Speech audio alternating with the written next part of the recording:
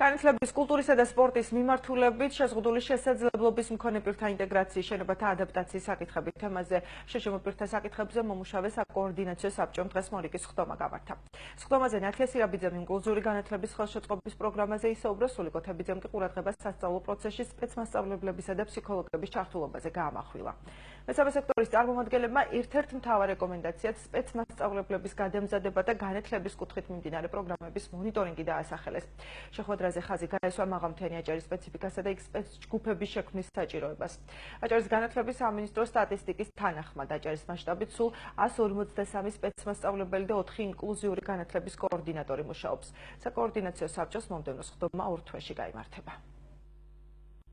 ჩვენი პრიორიტეტები არის და შეთავაზება მეტი ყურადღება და მონიტორინგი რაიონის სკოლებსა და კლუბების უფრო მეტი გადამზადება, რაც აუცილებელია და ჩვენი ორგანიზაცია არაერთხელ აყენებს და კვლავაც დააყენებს სპეცინვენტარების შეძენებს სკოლის მოსწავლეებისათვის. ძირითადი პრობლემა აქ ერთხმად აღინიშნა და თქვენ ალბათ ესწრებოდით და დამეთანხმებით, რომ ნამდვილად არის ქმედითი ნაბიჯები გადადგმული ამ მთავრობის პირობებში, ამ მიმართულებით, მაგრამ ეს არ არის საკმარისი და ყველაზე ხშირად არის მონიტორინგის კომპონენტთან დაკავშირებით შენიშვნები, რომ შესაძლებელია ვთქვათ, პროგრამაში არის ესა თუ ის ღონისება ადაპტაციის მიმართულებით თუ ვთქვათ იგივე პედაგოგების მიმართულებით, მაგრამ რამდენად ხორციელდება შემდეგ მონიტორინგი და რამდენად შედეგიანია.